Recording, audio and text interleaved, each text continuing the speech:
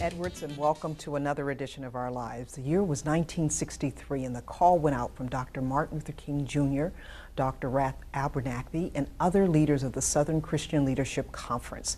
They needed volunteers who would march with them in Birmingham, Alabama. Leaders of the civil rights movement were in Birmingham in an attempt to desegregate bathrooms and buses and lunch counters. A group of rabbis from the New York area answered that call. 4 of the 19 rabbis were from Connecticut. My guest today is one of those 4. Dr. Jack Bloom of Fairfield says that the trip to Birmingham was a life-changing experience. Welcome to you, Dr. Bloom.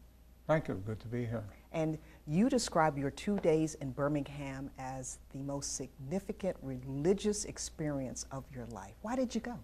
I'm not sure why I went.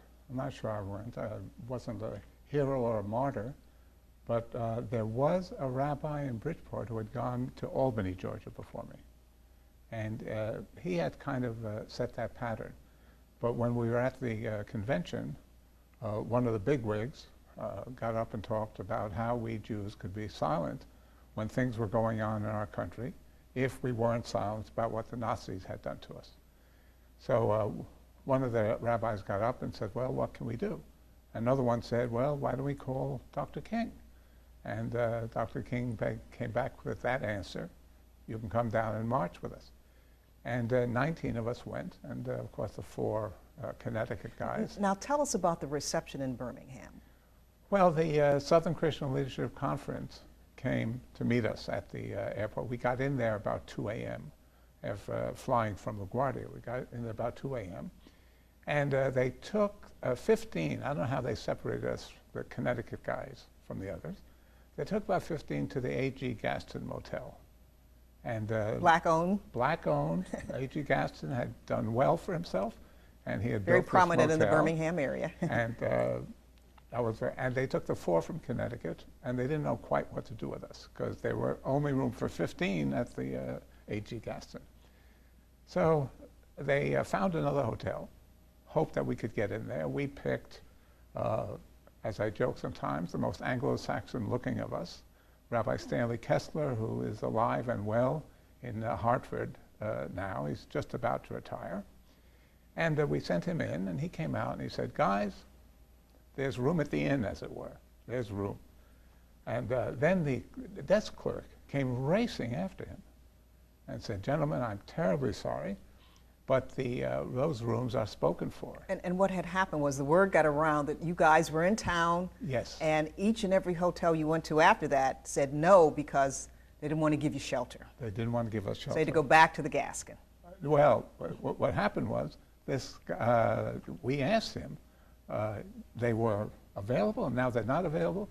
He said, yes, we're waiting for a late flight into Birmingham. Of course, in 1963, there was no such thing. Now you describe Birmingham as a scary place. It was very scary. Why? When we walked there. Well, it was the time of Bull Connor. It was the time of the hoses and the dogs. And we have some pictures that we're going to look at while we're talking. Oh, okay. And now this is the 4 of you from Connecticut. No. That's me, and that's Rabbi Kessler. That's Kenny Bromberg.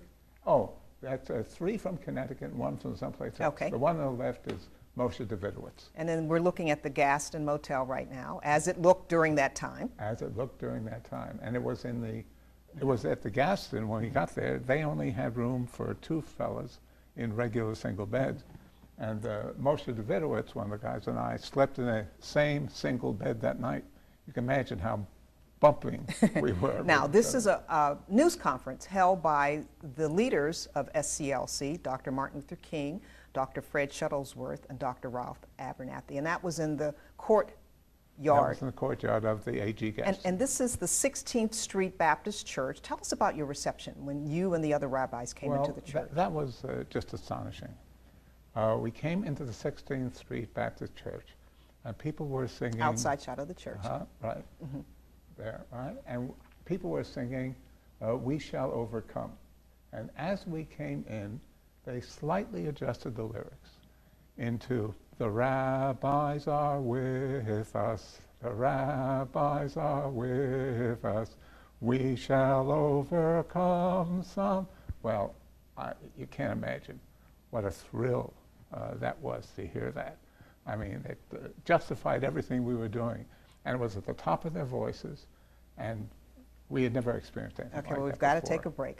But what did Dr. Bloom think about a very young Dr. Martin Luther King Jr., Dr. Ralph Abernathy, and the type of the reception that the rabbis got when they returned home back here to the Northeast? Details on that when Our Lives continues. We'll be right back.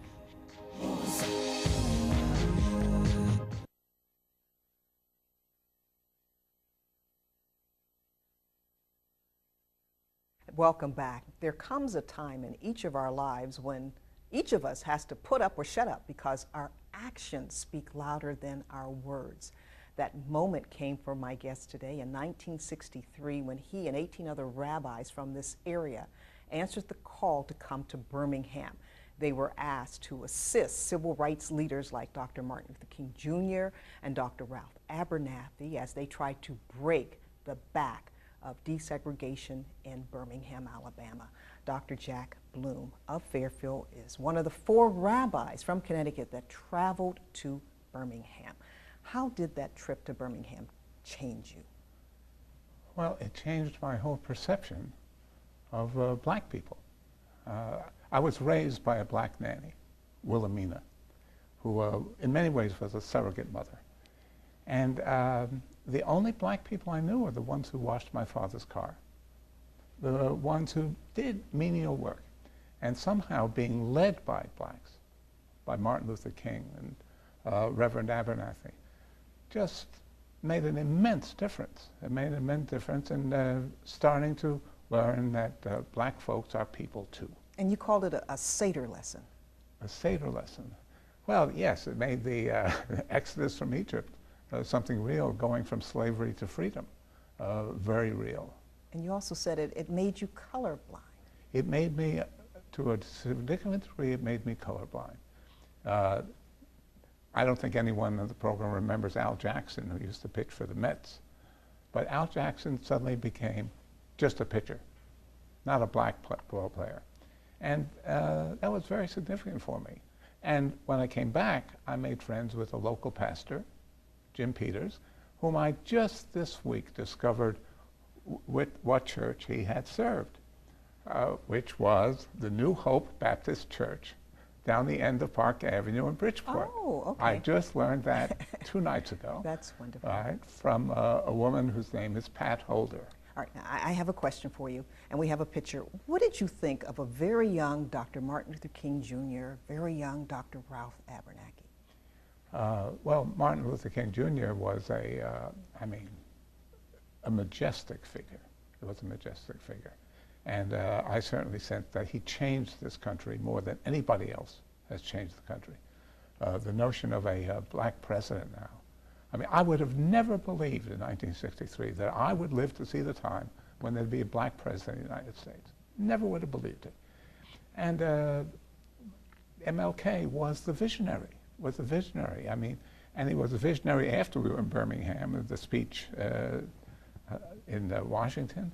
Just a total... and a lot of people don't know, while Dr. King is the more prominent of the two that you see all the time in the forefront, but Dr. Ralph Abernathy was the backbone. He was the planner. Right. He was the one for the nuts and bolts of the civil rights movement. A lot of people don't give him credit for that because they didn't understand the role that he played. Yeah, I think that's true. I think that's true. But the symbol of it and the person who had immense guts, I'm not knocking Dr. Abernathy, because he was the planner of so much of this.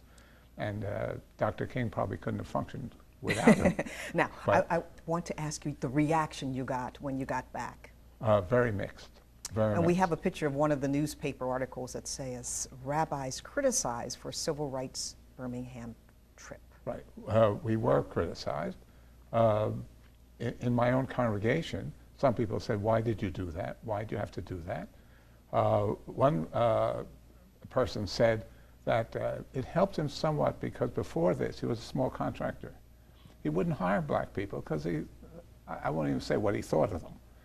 And he said that changed him.